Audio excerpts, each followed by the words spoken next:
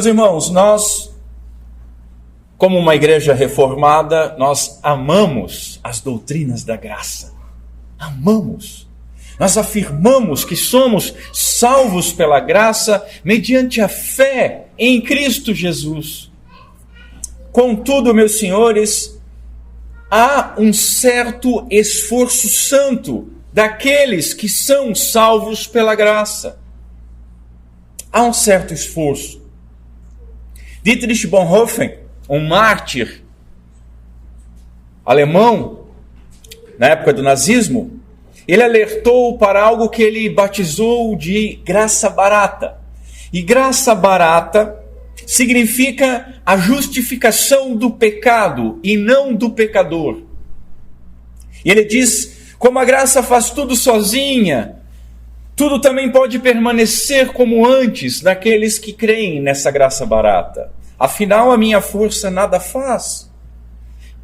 Mas a graça que salva, ele chama de graça preciosa, que é o tesouro oculto no campo, que o nosso Senhor conta numa parábola, que é o evangelho que se deve procurar sempre, de novo e de novo. É o dom pelo qual se tem de orar, é a porta na qual nós temos que bater. Essa graça, ela é preciosa por custar a vida do ser humano, e é graça assim, pois lhe dá a vida. Ela é preciosa porque condena o pecado, mas é graça porque justifica o pecador. Essa graça é sobretudo preciosa por ter sido preciosa para Deus, por ter custado a Deus a vida do seu Filho. Vocês foram comprados por preço.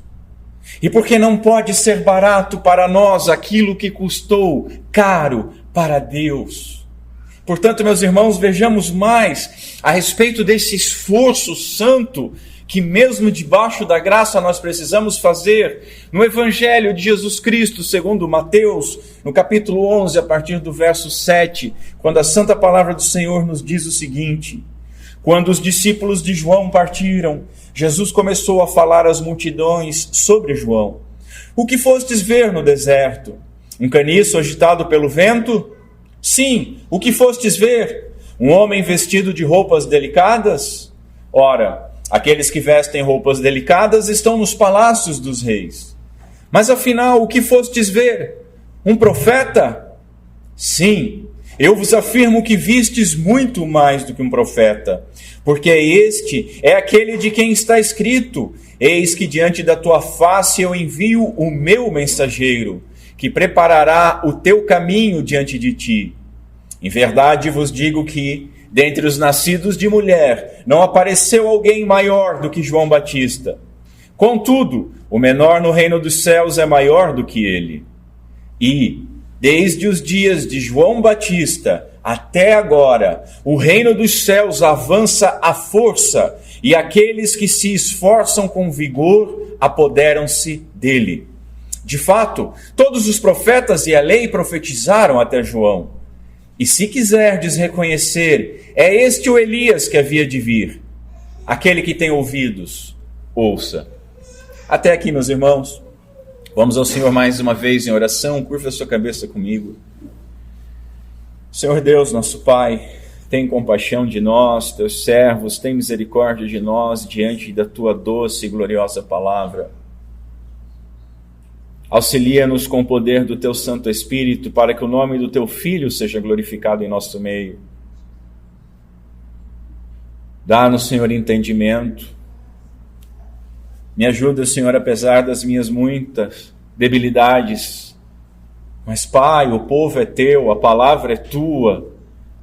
É o teu Filho que deve ser glorificado no poder do teu Santo Espírito. Por isso clamamos pela tua ajuda e confiamos nela. E nos regozijamos, porque sabemos que tu vais agir em nosso meio. Grava, Senhor, essas palavras nos nossos corações, e que tudo aquilo que vem de ti possa modificar a nossa vida para a glória do nome do nosso Senhor Jesus Cristo. Amém. Meus senhores, na última exposição, nós vimos que Jesus elogiou o caráter daquele homem que preparou o seu caminho. Jesus disse que João Batista era firme e que tinha uma postura adequada e que era não só um profeta, mas muito mais do que um profeta. Depois nós vimos as razões desse grandioso elogio, a ponto de ser dito que João era o maior entre os nascidos de mulher.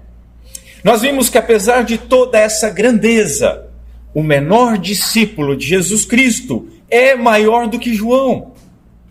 Por fim, nós vimos as razões desta afirmação e as responsabilidades que a envolvem. E quais são? Nós estamos em uma posição muito mais privilegiada do que os profetas e de que João Batista.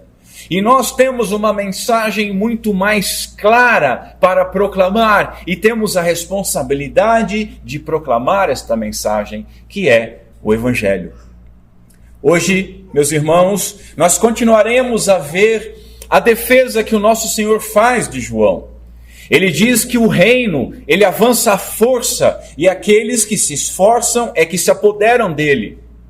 Veremos que toda escritura é profética. Isso é muito interessante. E elas profetizaram até João, sendo ele então a última voz. Depois nós veremos o que isso tem a ver conosco. O que somos chamados a fazer e como nós reagiremos a essas coisas. Nós veremos, sim, o lugar de João Batista na economia do reino, na organização do reino, na ordenança do reino, como o grande profeta profetizado. Mas, novamente, meus irmãos, eu focarei nas lições práticas, porque não adianta nós sairmos daqui sabendo muito sobre João Batista. Nós temos que sair daqui com o ensino que o texto bíblico nos dá para nós aplicarmos no nosso dia a dia. E hoje, então, nós vamos ver o que significa essa violência que Jesus diz que há em torno do reino. E que Deus nos ajude. Em primeiro lugar, então, vamos ver o reino e a violência ao seu entorno. Meus irmãos, essa passagem é extremamente difícil. Eu estava com uma dificuldade na passagem de Romanos, e os irmãos já viram aquele meme na internet que tem um cara grande batendo num pequeno, mas aí atrás do grande tem um cara maior ainda, e atrás desse maior tem um gigante com uma clava, assim. Foi mais ou menos isso que aconteceu. Eu saí de uma coisa, tá muito complicado isso aqui. E aí quando comecei aqui, nesse texto, aqui é mais simples. Opa, não é? É bem difícil. É extremamente difícil. Toda a tradução dessa perícope, desse trecho das Escrituras, é altamente difícil. E o verso 12, sobretudo, é especialmente desafiador. A interpretação dele divide especialistas e intérpretes. Note, divide, eu não estou falando naquela divisão que nós estamos habituados agora de dualista, né? Escapou o termo, que só se fala em política agora, né? Das duas visões. Oi? Polarizado. Eu não estou falando de uma visão polarizada entre os especialistas. Eu estou falando de uma divisão, de você ler um e ele afirmar uma coisa, você lê outro e ele afirmar outra coisa, e você lê outro e ele afirmar outra coisa ainda. E todos homens de respeito. É bem complicado. Há um termo usado nesse versículo 12, que ele aparece somente aqui em toda a Escritura. Isso já é complicado, que é justamente essa violência do reino. Mas logo em seguida tem um termo cognato. O que é um termo cognato? É uma palavra de uma mesma raiz, tipo corpo, corporal. E tem um termo cognato dessa violência falando sobre aqueles que se apropriam do reino. Essa palavra ela aparece outra vez nas Escrituras. Ela aparece lá em Lucas. Somente lá, num texto que é uma passagem paralela de Jesus falando de João Batista. Mas, apesar de ser uma passagem paralela, o contexto que está inserido é totalmente diferente. Mas, ainda assim, a minha opção foi usar aquilo que os reformadores chamaram de analogia da fé. A Bíblia interpreta a própria Bíblia. para então iluminar a passagem obscura por uma mais clara. Vejamos então, Jesus está falando sobre o avanço do reino. Prestem atenção aqui, porque agora eu vou despejar um volume de informações sequenciais, mas eu acho que os irmãos vão entender. O verso 12, ele pode ser traduzido da seguinte maneira: e desde os dias de João Batista até agora, o reino dos céus é tomado por força, ou avança à força, ou com vigor, ou se faz violência ao reino dos céus. E aqueles que usam de força, ou que são vigorosos ou esforçados, ou que são violentos, se apropriam dele, ou ainda retém ele. As opções compreendem que tanto o reino pode avançar fortemente, como receber uma forte objeção. E, meus irmãos, nós sabemos que essas duas afirmações são corretas. O reino avança fortemente e recebe objeção. Mas o que o texto está dizendo? Aqueles que se esforçam ou os violentos é que se apropriarão do reino? Há uma diferença bem grande. Aqueles que se esforçam se apropriam do reino, ou aqueles que são violentos resistem ao reino? E eu confesso para os irmãos que eu trabalhei por 2 semanas sobre essas opções interpretativas. E orando e ponderando, escolhi traduzir como eu li no princípio: e desde os dias de João Batista até agora, o reino dos céus avança à força, e aqueles que se esforçam com vigor apoderam-se dele. Essa expressão, se esforçam com vigor, literalmente ela significa assim: os violentos o tomam de assalto. Mas é meio que inadmissível isso com relação ao Evangelho. O contexto, o assunto e a passagem paralela que devem definir a expressão. E aí eu recorro a um teólogo que eu respeito muito, que é o Hendrickson, que diz o seguinte: no presente contexto, esse termo não pode significar homens violentos, mas homens vigorosos ou homens esforçados, homens de coragem, de fortaleza, de determinação, sendo então, meus irmãos, um apelo ao entusiasmo moral, ao vigor e à paixão espiritual que todo crente deve ter. Desde o início, a mensagem do reino dos céus, ela teve de avançar, abrindo o seu caminho, como um vento forte, um vento impetuoso, derrotando o reino das trevas. Eu creio ser esse o sentido. Essas palavras difíceis significam que a pregação de João Batista levou aquele povo que ouviu a uma marcha violenta e impetuosa a reunir-se em torno de Jesus e dos seus discípulos. Jesus está dizendo que desde o aparecimento de João Batista, o reino ele tem avançado com muita força. E esse reino continuava avançando assim, porque naquele momento específico da história da redenção, os enfermos ainda estavam sendo curados, os leprosos estavam sendo purificados, os mortos estavam sendo ressuscitados e os pecadores convertidos para a vida eterna. Agora, pensa comigo, se o reino avança poderosamente e os homens vigorosos é que se apoderam dele, então Jesus estava comparando essas pessoas que ouviam João Batista, que ouviam Jesus, quase como que a náufragos, que estavam no meio de um oceano bravio e se jogavam com desespero ao bote salva-vidas. Notem que essas pessoas, para serem náufragos, primeiro elas tiveram que ser regeneradas.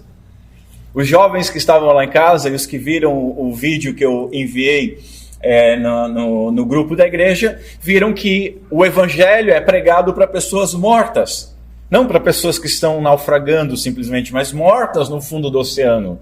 Mas quando o Espírito Santo regenera essas pessoas nascem novamente. E quando elas nascem novamente, segundo Jesus Cristo, elas podem ver o reino. E quando elas veem o reino num mar de perdição, como um bote salva-vidas, e vão com toda a força, com todo vigor, se esforçando para subir nesse bote.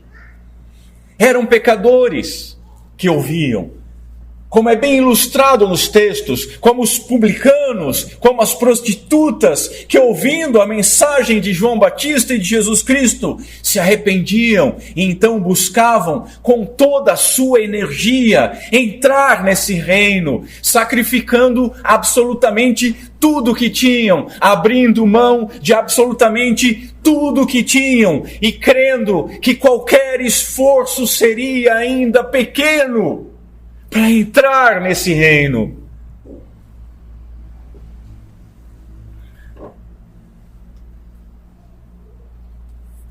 Apesar de resistido, esse reino avança e continua avançando. Mas justamente porque há essa resistência, aqueles que querem entrar, eles devem ser vigorosos e esforçados, porque o mundo não aplaude quando você vai em direção ao reino. Os tímidos e os frouxos, a palavra de Deus, não sou eu, mas a palavra de Deus diz que ficam fora do reino. Ele está aberto a todos, mas nem todos estão entrando. Muitos desprezam e outros tantos resistem. Certo teólogo diz o seguinte: homens vigorosos e dinâmicos, porém, pessoas que ousam romper com a falha tradição humana e converter-se à palavra em toda a sua pureza, não importa qual seja não importa qual seja o custo contra si mesmos. Sim, tais indivíduos, eles estão ansiosamente tomando posse do reino. Isto é, em seu coração, em sua vida, está sendo estabelecido esse senhorio ou reino de Deus e de Cristo. É preciso lembrar, meus irmãos, que isso não significa que essas pessoas se apoderam por mérito. Não é mérito, mas porque abandonaram tudo e se submeteram à oposição do mundo, do inferno, se submeteram à obediência a Deus para se apossarem dele. Os vigorosos e esforçados são aqueles que tinham ouvidos para ouvir o bom pastor. As minhas ovelhas ouvem a minha voz, Jesus disse. E eles responderam energicamente ao anúncio e se esforçavam ao máximo para entrar, assim como continua acontecendo nos dias de hoje, conforme por meio das nossas pregações.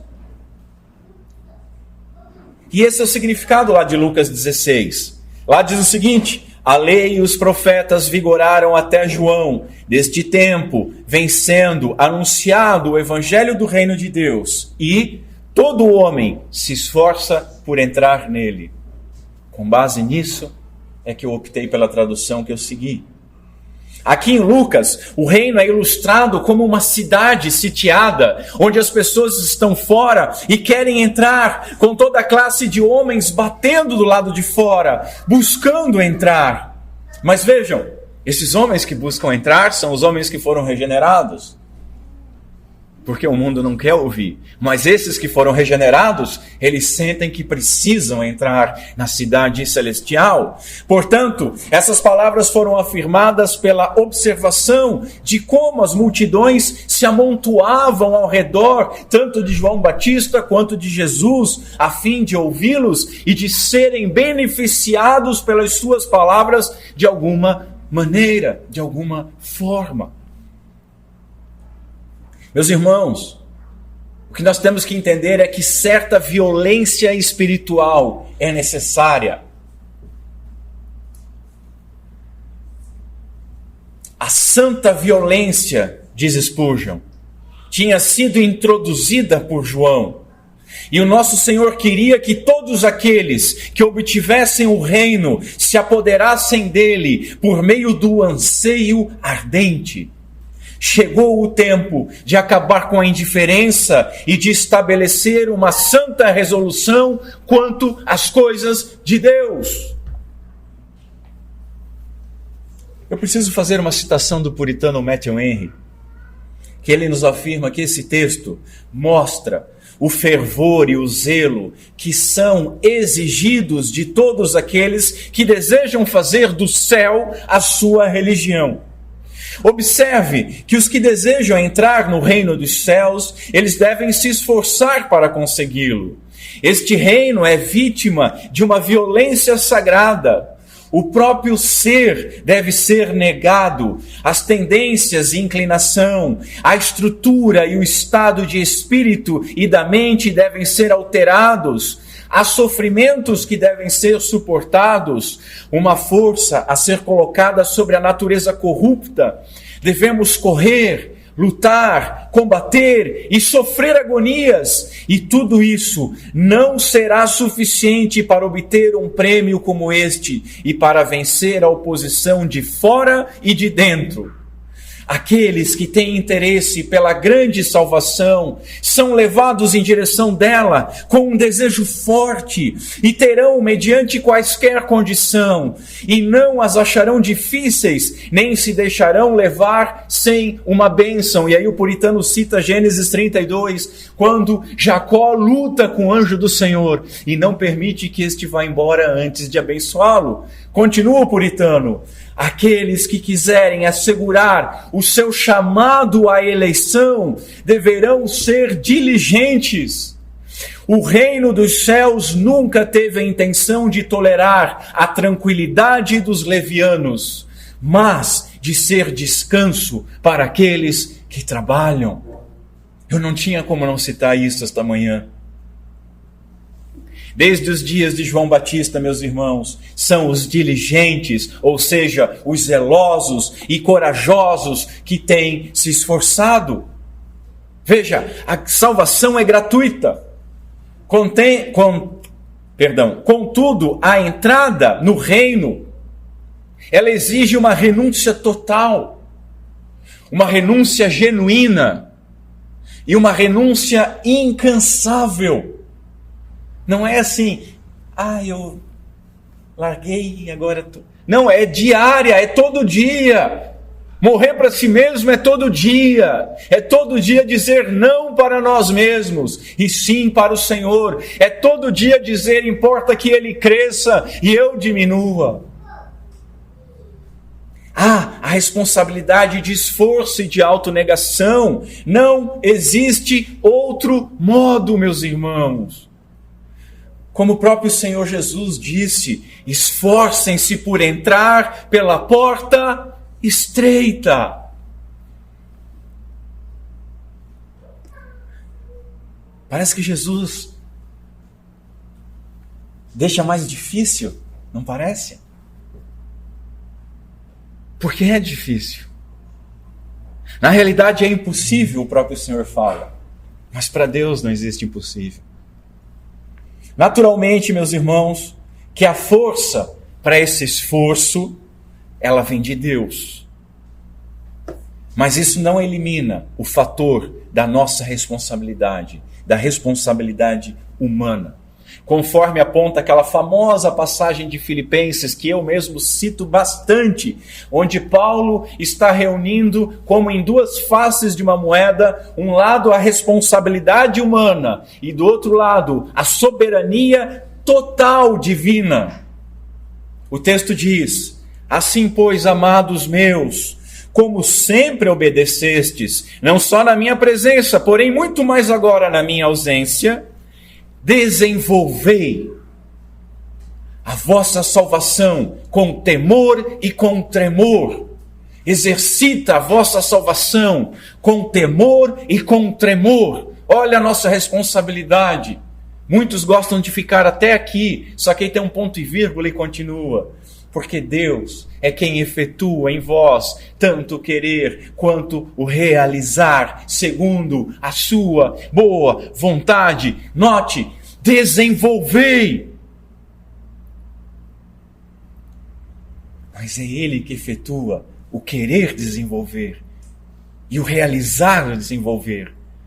Os dois estão juntos, irmãos. Certa feita perguntaram para Spurgeon o que ele fazia para reconciliar a soberania total de Deus e a responsabilidade do homem. Ele disse: eu não tenho como reconciliar duas amigas. Elas nunca brigaram. Os homens é que brigam. De certa forma, meus irmãos, Cristo, que já havia dito que a porta do reino é estreita, Ele está aumentando novamente a dificuldade para entrar nesse reino. Por ser estreita a porta e apertado o caminho, são poucos que avançam. Isso são palavras do próprio Senhor. E eu relembro, não é que o forte, não é que o poderoso obtenha o reino.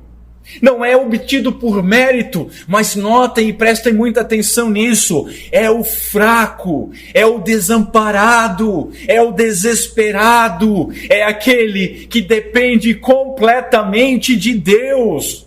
E essa dependência faz deste fraco e deste desamparado alguém como uma corça sedenta pelas águas.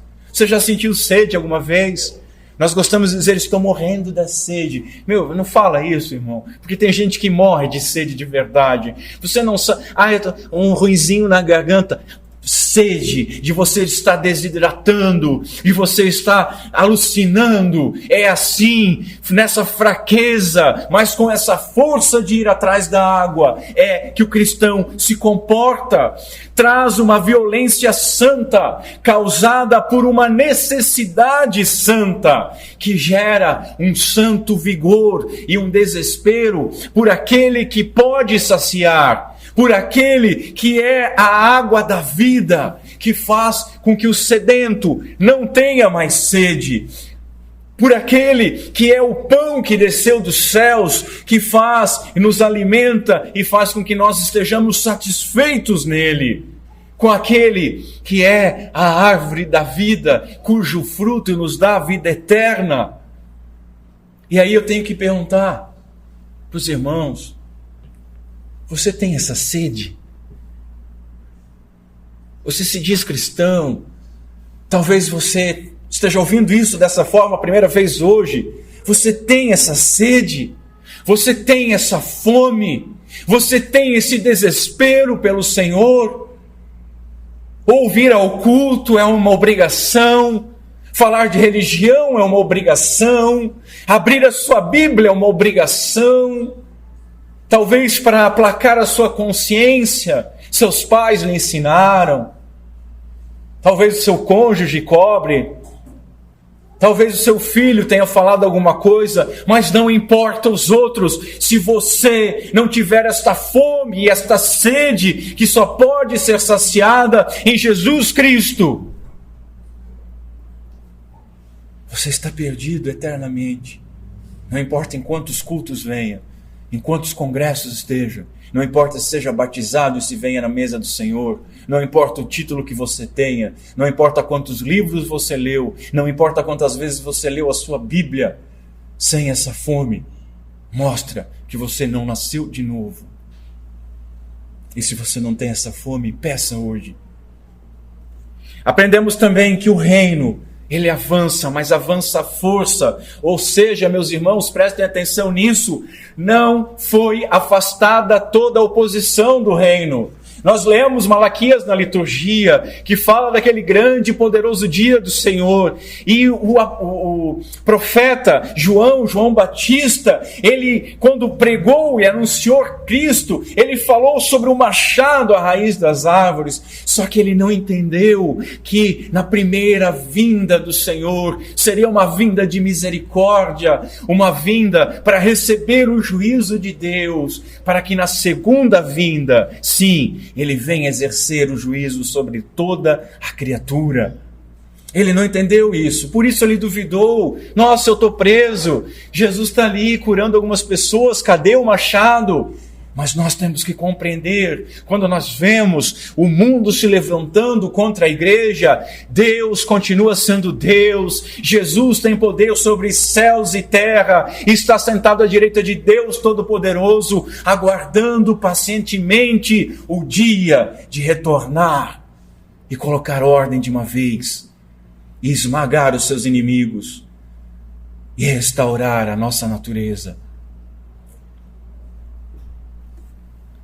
Irmãos, simultâneo ao avanço do reino, ocorrem ataques aos cristãos, ataque às igrejas, ataque às nossas liberdades. João e o próprio Senhor sofreram ataques e perseguição e morte.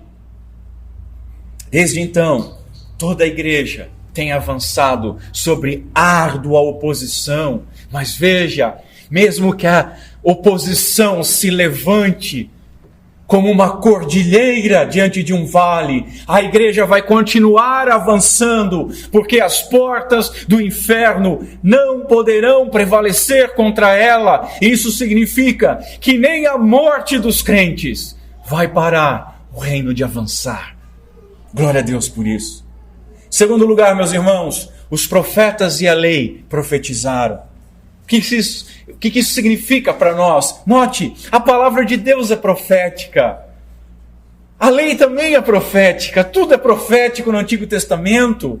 Profetas e lei é uma referência a todo o conjunto das escrituras hebraicas. Todo o Antigo Testamento.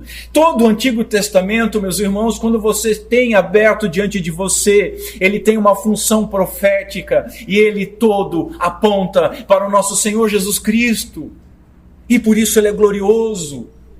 Como eu falei na outra oportunidade, o Novo Testamento, ele explica o Antigo Testamento. Porque no Novo Testamento, o Antigo Testamento foi revelado, as sombras foram clareadas, o véu foi removido. E esse Novo Testamento, ele está contido no Antigo, ainda que de maneira oculta, ainda que simbólico, ainda que por meio de sombras, mas está ali. Deus não passou a ser gracioso e misericordioso no Novo Testamento. Ele é desde o início, ele sempre foi. Antes de haver mundo, antes de haver, no princípio criou Deus céus e terra. Ele é, e sendo, ele sempre foi amoroso e misericordioso.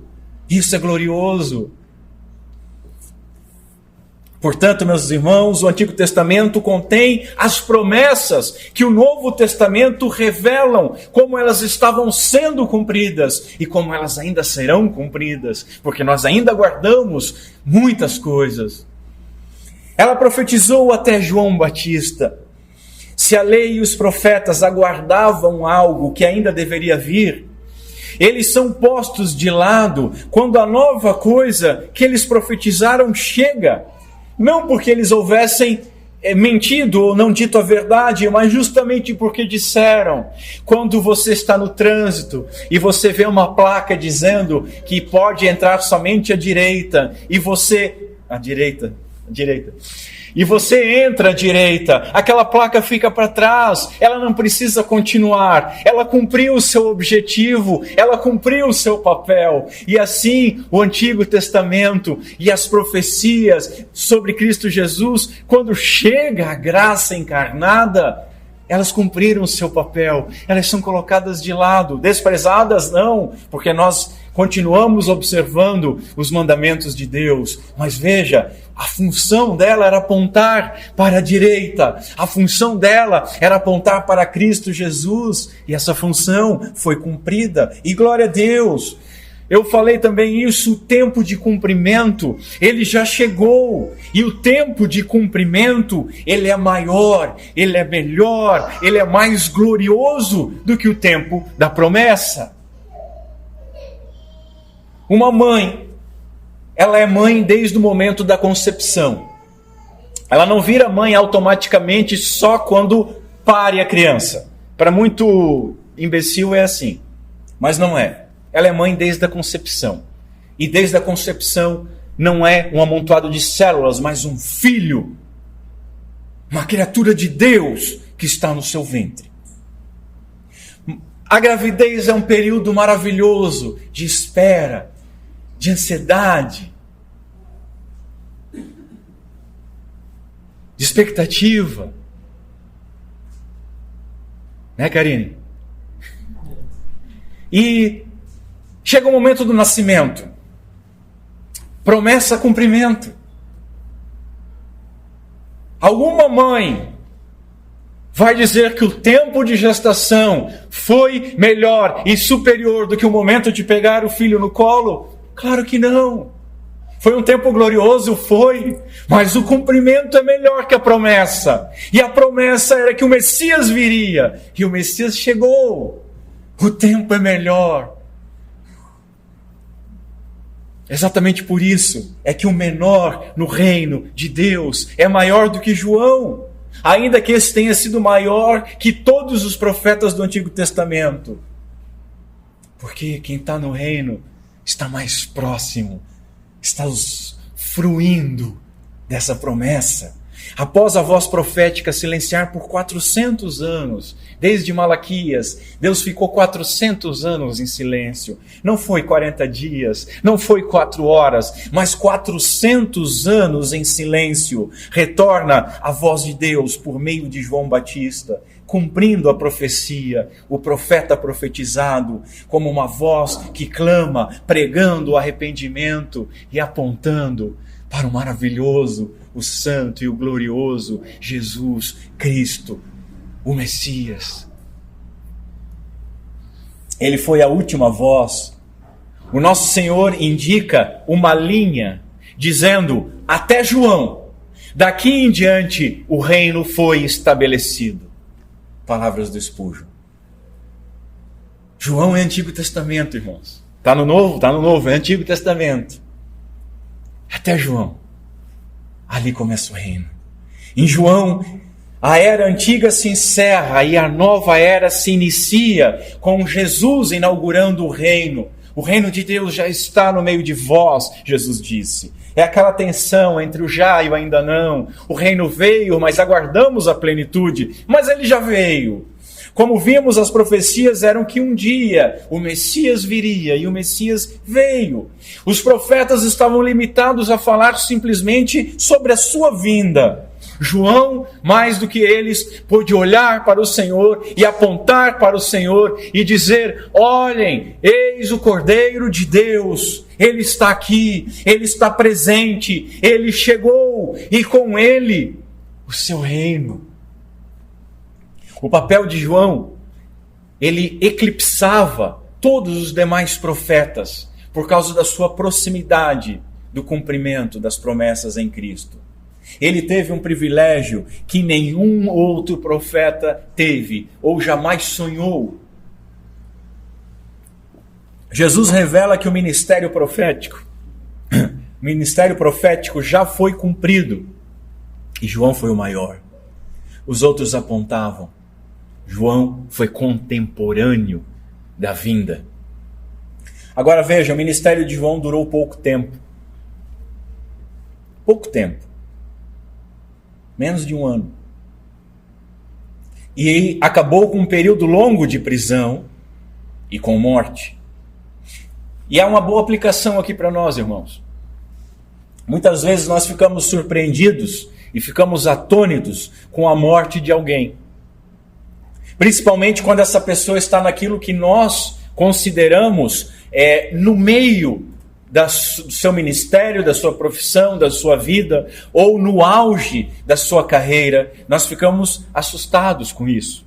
Mas nós estamos errados. Veja, Deus não deixou o ministério de João inacabado.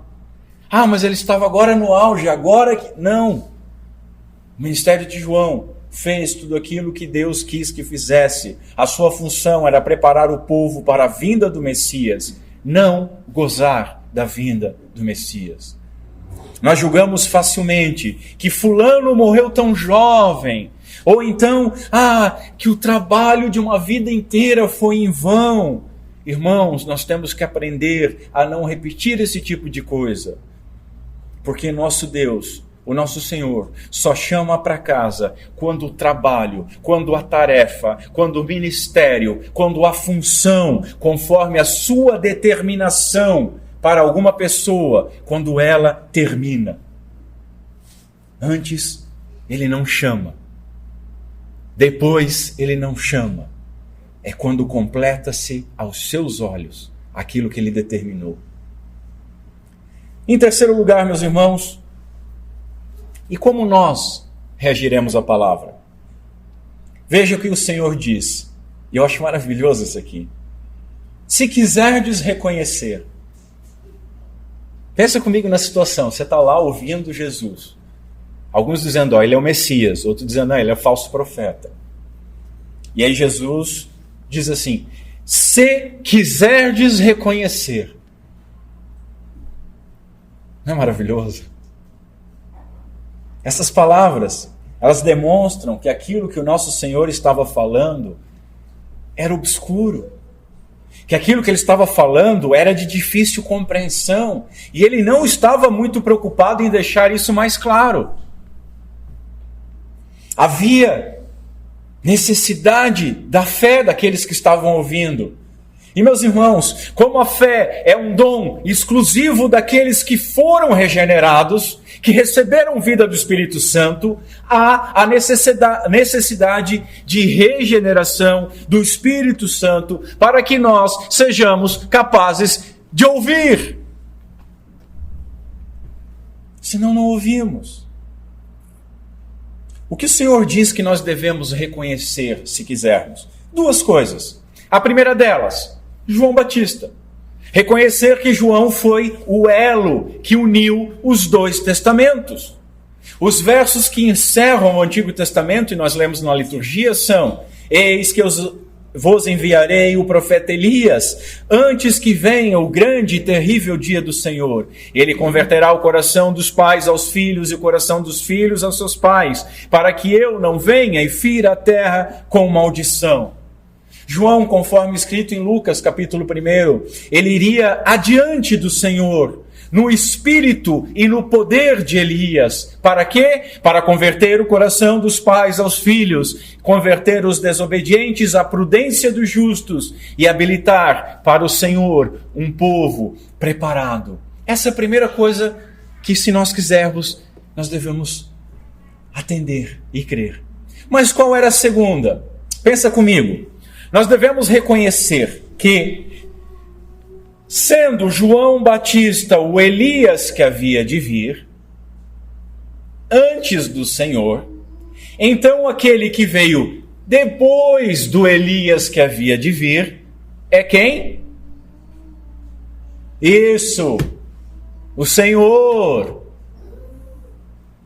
Creiam que ele era o Elias que havia de vir, antes do Senhor. Ah, não, tudo bem, ele é o Elias. Isso eu consigo crer. E quem sou eu? Nós precisamos crer que aquele que veio após João é Jesus, o Messias, o Cristo de Deus. Aqui o nosso Senhor, ele não usou aquele título pela qual se revelou no Antigo Testamento e que o profeta João usou várias e várias vezes, inclusive na mais emblemática delas, quando os soldados vão prender e ele diz, eu sou, e os soldados caem. João, o apóstolo, registrou várias vezes. Eu sou o pão da vida, eu sou o pão que desceu dos céus, eu sou o caminho, a verdade e a vida, eu sou a porta das ovelhas, eu sou. Várias vezes. Aqui Jesus não usou isso.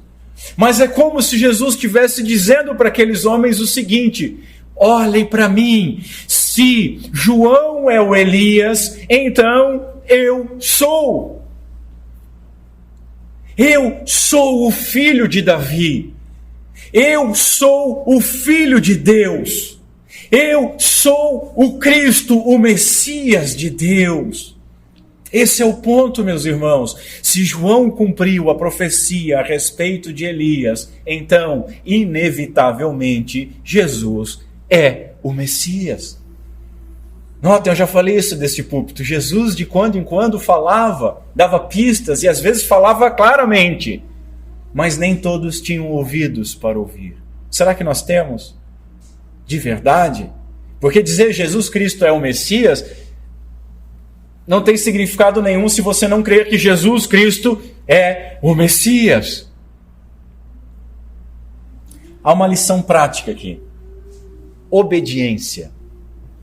Tanto o profeta quanto o Messias pregaram a mesma mensagem. E, portanto, nós seremos muito sábios se nós tivermos ouvidos para ouvir, que nós os ouçamos. Ambos pregaram o seguinte: creiam e arrependam-se. Essa é uma ordem que precisa ser obedecida com urgência por toda criatura de Deus, se quiser ser salva e se quiser ser feita filha de Deus. Mas eu digo mais, essa é uma ordem que é urgente para a igreja, para aqueles que se reúnem domingo após domingo, que creiam de fato.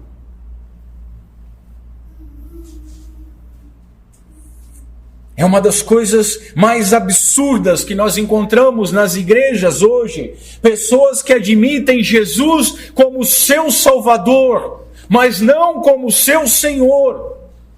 Até falam, o Senhor Jesus Cristo, da boca para fora. Mas recusam-se a obedecê-lo. Como que ele é Senhor se o servo não obedece? Sem se arrepender, sem crer no Evangelho de Deus, sem crer que Deus enviou o seu Filho Jesus Cristo. Sem isso ninguém será salvo. Pode ser membro de igreja, batizado. Escuta, pode ter uma moral ilibada. Pode ser correto, mas se não obedecer. Nós vemos aqui ainda, irmãos, a exortação mais repetida pelo nosso Senhor Jesus Cristo. As palavras que ele mais repetiu, além de amém, amém, em verdade, foram essas aqui. Aquele que tem ouvidos, ouça. E eu também amo demais essas palavras. Calvino diz o seguinte: ele nos lembra, ao mesmo tempo, a razão pela qual os mistérios de que fala não são recebidos por todos. É que muitos de seus ouvintes são surdos, ou pelo menos têm ouvidos fechados. Mas agora Cristo exorta aqui os eleitos de Deus, cujas orelhas foram furadas por Deus, a considerarem com atenção este notável segredo de Deus e não permanecer surdos junto com os incrédulos. Quem tiver capacidade de ouvir, precisa ouvir a mensagem da salvação, encontrando essa salvação exclusivamente naquele que foi descrito por João como o Cordeiro de Deus, que tira o pecado do mundo.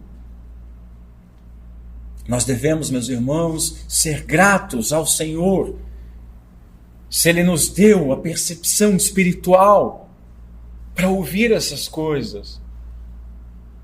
Provérbios 20 diz o seguinte: o ouvido que ouve, o olho que vê, provém do Senhor. Vamos espiritualizar isso aqui. O ouvido que ouve a palavra do Senhor,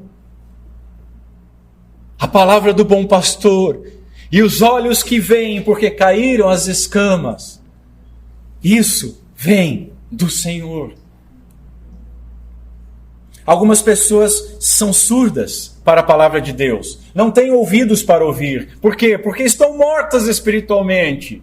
O Spurgeon gostava de falar sobre a loucura que é pregar o Evangelho. O que é pregar o Evangelho? É você chegar no lado de uma pessoa que está morta, chegar no ouvido dela e dizer: creia!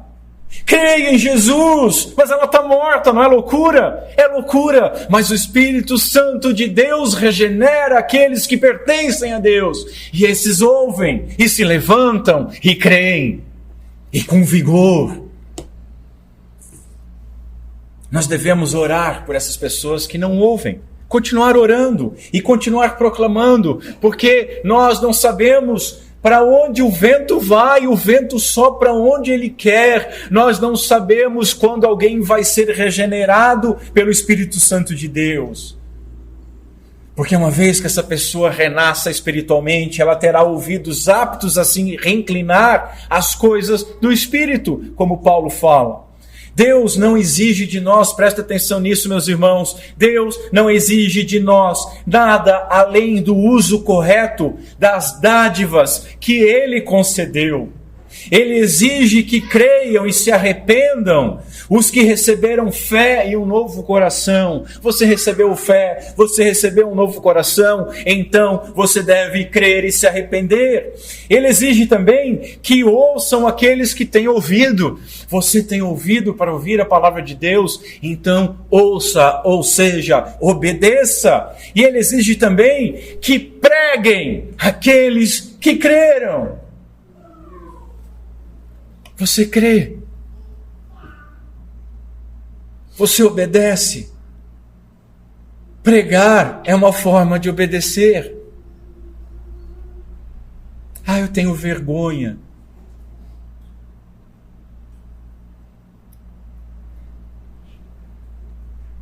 A Bíblia diz que o Senhor não se envergonhou da gente.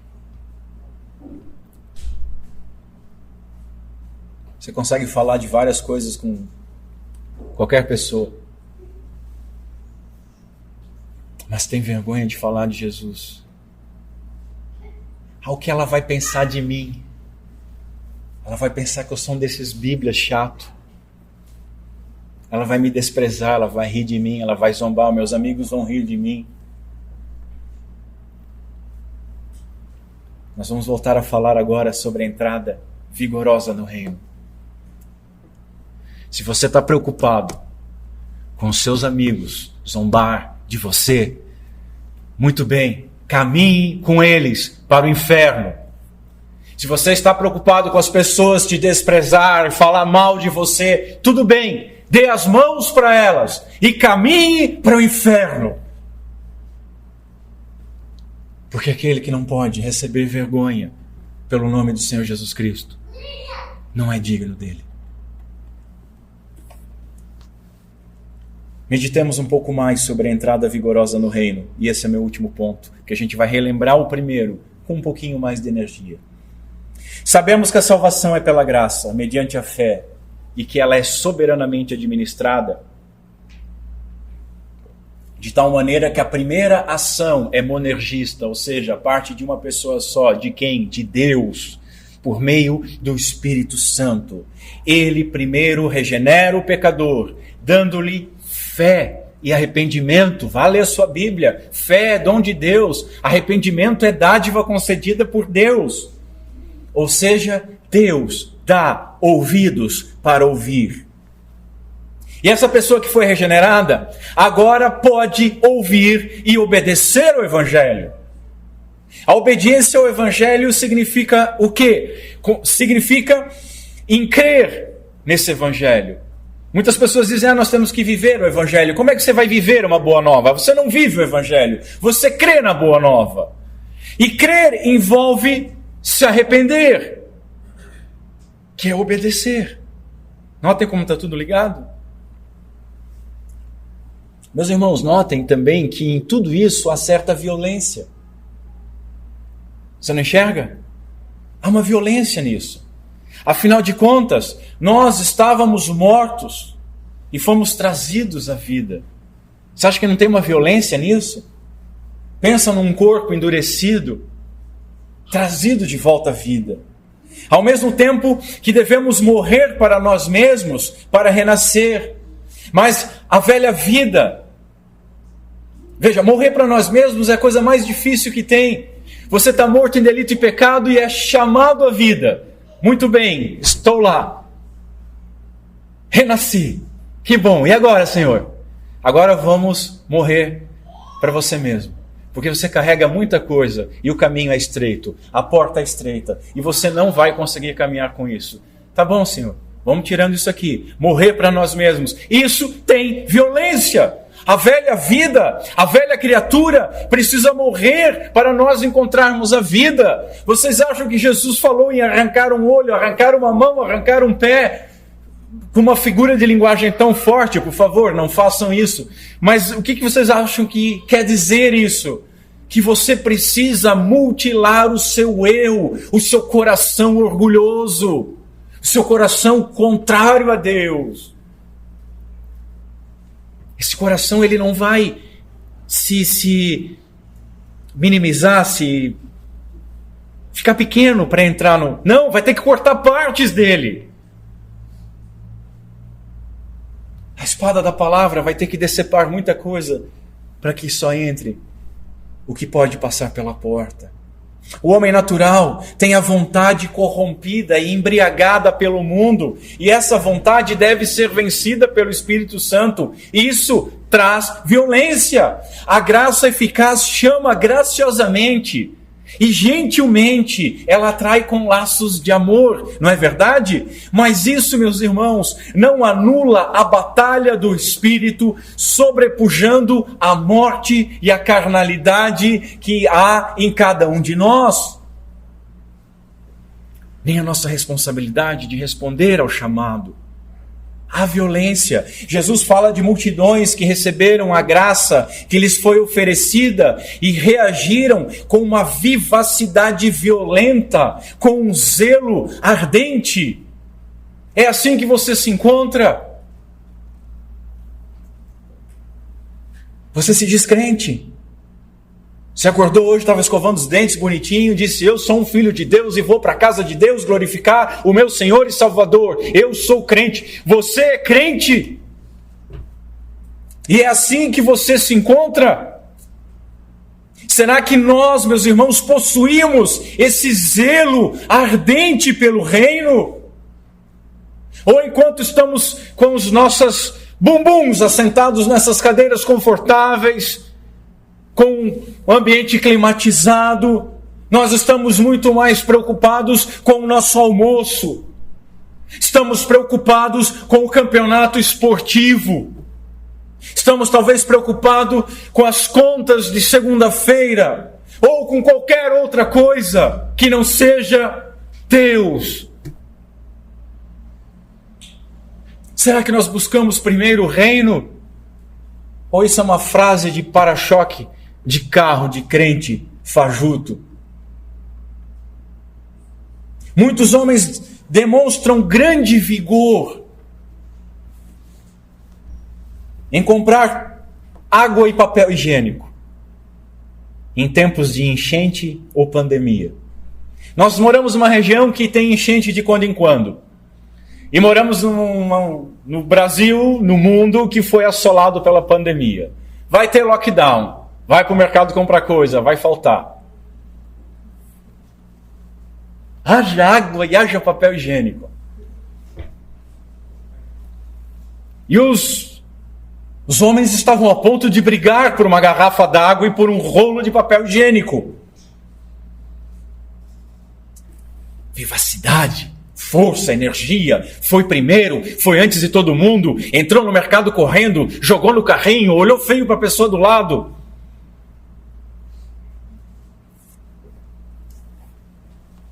Muitos homens demonstram uma vivacidade violenta para entrar nas inaugurações de loja. Primeiro dia, tem promoção. Ou nas Black Fridays.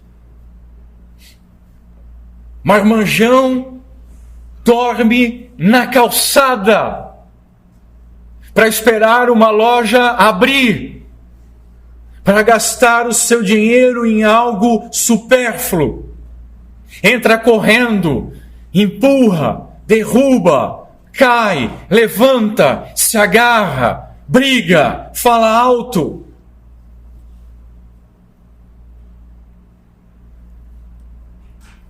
Que triste, irmãos. Que triste a nossa geração. Que triste o nosso cristianismo. É esse vigor, é esse zelo que o crente verdadeiro demonstra para entrar no reino. Não confunda o que eu vou dizer, eu não estou confundindo o reino de Deus com culto. Mas no culto você vem buscar a Deus. Aí para ir numa promoção de loja dorme na calçada, mas para o culto, nosso culto começa às 10 da tarde. Não é de manhã, pastor? 10 horas é tarde já. Quem trabalha das 5h30 almoça 9h30 da manhã. O culto é às 10 horas. É capaz de dormir até 9h45. Acorda, não sabe se come ou se escova os dentes. Um fica de lado, vem correndo, sobe a escada tirando remela do olho. atrasado. Perdi, mas eu perdi só a oração inicial. Só a convocação do ajuntamento santo. Não, eu perdi só a leitura da palavra de Deus na liturgia. Palavras que muitas pessoas morreriam para ouvir. Mas eu tenho 10 Bíblias em casa, então não tem problema, eu cheguei atrasado. Eu só perdi um pouquinho das músicas. Eu não estava louvando a Deus em companhia dos outros santos, engrandecendo o seu nome. Mas eu cheguei 10h15, deu ainda para as ofertas. O pastor não vai reclamar, eu vim para a pregação, mas eu ainda tenho que sair, 11 horas eu tenho que sair porque eu tenho um almoço.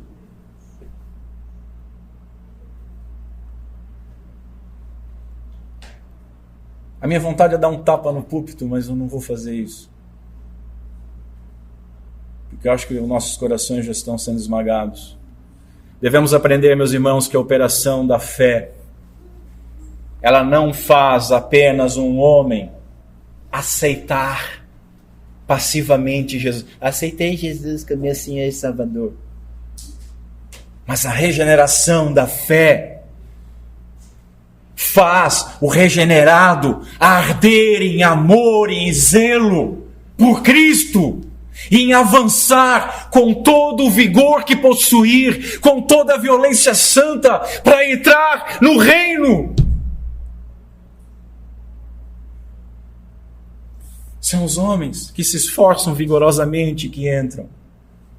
O verdadeiro apelo do Evangelho, então, é: se arrependa e creia no Senhor Jesus Cristo. Mas nos nossos dias, o apelo foi desfigurado para uma aceitação de Jesus fria, forçada, mecânica, melosa, emocional e brega. A ideia de violência ou de esforço vigoroso para se apoderar de algo caiu em descrédito.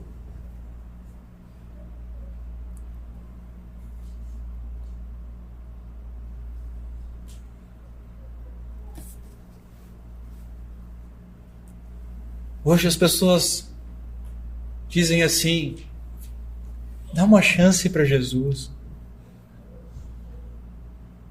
Abre o seu coração, você vai ver como seus negócios vão mudar. Dá uma chance para Jesus que o seu casamento vai ser restaurado. Seus filhos não vão mais ser mal criados. A sua empresa que está ruim, você vai abrir até outra.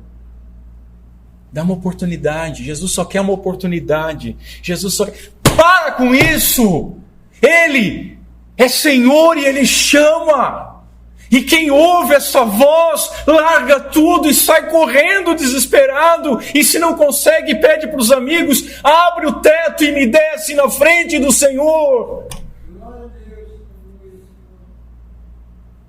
Nós podemos defender, irmãos, a soberania de Deus de forma errada, anulando a responsabilidade humana, anulando, sobretudo, o real desejo de um coração que foi verdadeiramente regenerado.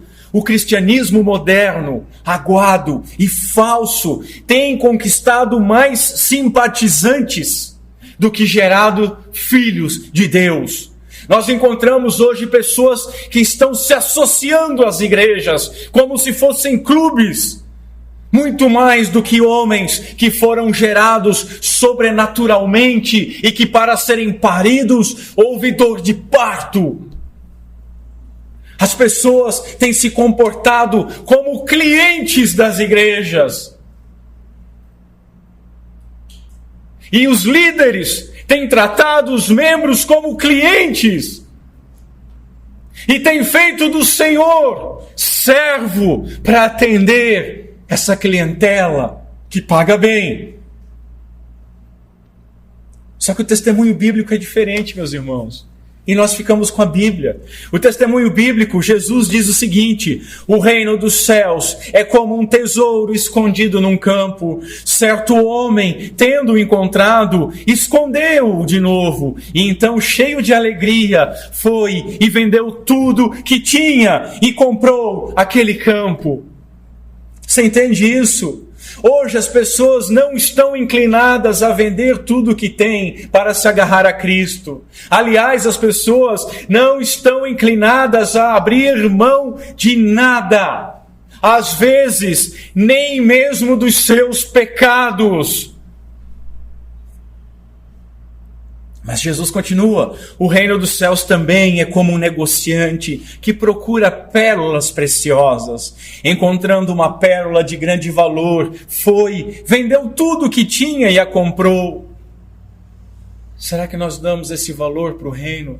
Será que para nós o reino de Deus é uma pérola preciosa? Será que nós estamos aptos a vendermos tudo o que nós temos para nos apropriar dessa pérola?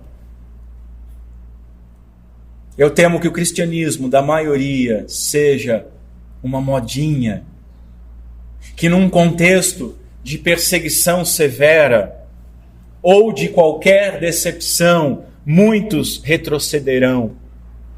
Veja, a gente não precisou nem de uma perseguição severa. Bastou uns papos: olha, se você for na igreja, você pode pegar uma doença. Essa doença pode ficar grave. Se ficar grave, você pode sentir falta de ar. Se você sentir falta de ar, você pode precisar ir para o hospital e ser entubado. Se você for entubado, você pode ir para a UTI e talvez você possa morrer. E aí os crentes diziam: as igrejas têm que fechar pelo bem maior. Isso é papo de comunista. Tem igreja que para se reunir, as mulheres arriscam-se a serem estupradas, as crianças a serem mortos, os pais a serem torturados e mortos, e se reúnem. As igrejas na Ucrânia não pararam seus cultos. Qualquer perseguição, qualquer decepção, não tem nada mais doído do que ouvir algo assim: eu abandonei Deus. Como assim? Não, eu não admito, meu filho morreu. Era uma criança tão linda e morreu. Minha esposa foi embora, era um casamento tão lindo, Deus não segurou ela. Meu pai morreu de um acidente, eu não pude suportar isso. Se Deus permite isso, não serve para ser meu Deus. Só posso te dizer uma coisa: não serve mesmo. Porque aquele que entregou o seu próprio filho, entregou para aqueles que abrem mão de tudo e confiam em Deus em todas as circunstâncias e que estão aptos para dizer: Deus deu, Deus tirou, louvado seja o nome do Senhor, e com lágrimas, tá? Porque nós não somos proibidos de termos sentimentos, somos proibidos de abandonar a nossa fé. Olha o que Jesus diz: ninguém que põe a mão no arado e olha para trás está apto para o reino de Deus. O reino, meus irmãos, não é comparado com um portal vistoso, espaçoso, confortável, com música agradável, com ambiente bom, onde se chega por um tranquilo passeio arborizado e com passarinhos cantando. Não! Eu citei hoje várias vezes o Sermão do Monte e vou ler numa outra versão. Entrem pela porta estreita, pois larga é a porta e amplo o caminho que leva à perdição, e são muitos os que entram por ela. Como é estreita a porta e apertado o caminho que leva à vida, são poucos os que encontram. Você encontrou? Testemunho bíblico de novo, irmãos. Paulo, ele pensava muito diferente desse cristianismo frouxo, cristianismo de adesão, cristianismo de chantagem, cristianismo de interesse, que de fato não é cristianismo. Paulo diz o seguinte: mas o que para mim era lucro, passei a considerar perda por causa de Cristo. Mais do que isso, considero tudo como perda, comparado com a suprema grandeza do conhecimento de Cristo Jesus, meu Senhor, por cuja causa perdi todas as coisas. Eu as considero como esterco para poder ganhar a Cristo. Antes ele escreveu o seguinte: porque para mim o viver é Cristo e o morrer é lucro. Em outro lugar ele escreveu o seguinte: fui crucificado com Cristo. Assim, já não sou eu quem vive, mas Cristo vive em mim. A vida que agora eu vivo no corpo, vivo-a pela fé no Filho de Deus, que me amou e se entregou por mim. Meus senhores, para encerrar, esse verso que nós lemos hoje, estudamos hoje, ele continua sendo verdadeiro. Desde os dias de João Batista até agora, o reino dos céus avança à força, e são aqueles que se esforçam com vigor, que se apoderam dele. Portanto, eu clamo a quem tem ouvidos para ouvir, esforce-se, que nós possamos nos esforçar, principalmente, meus irmãos amados, por sabermos que o Senhor que chama, capacita, que a mão que nós devemos segurar é que nos segura, e que uma vez que nós estamos nessas mãos, ninguém jamais poderá nos remover de lá. Se você tiver ouvidos para ouvir, ouça, creia, arrependa-se, e que Deus Pai seja misericordioso por meio de Cristo Jesus para conosco. Vamos ficar em pé, curva a sua cabeça.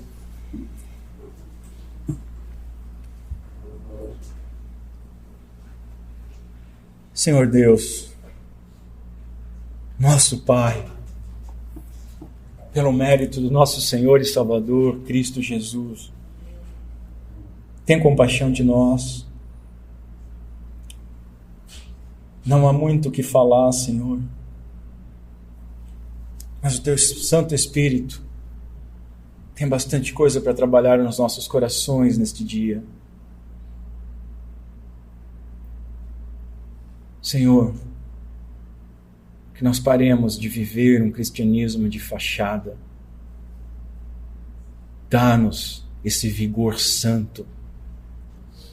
Dá-nos o querer e o realizar desse esforço santo, dependendo absolutamente da Tua graça, mas por ser graça e favor imerecido, uma vez que nós vimos e experimentamos, que nós busquemos com todas as nossas forças, não olhando para as coisas que ficaram para trás, mas com os olhos fixos em Ti, nosso Senhor, o autor da nossa fé e o consumador da nossa fé. Ajuda-nos, Senhor. É o que nós te pedimos, em nome santo de Cristo Jesus. Amém.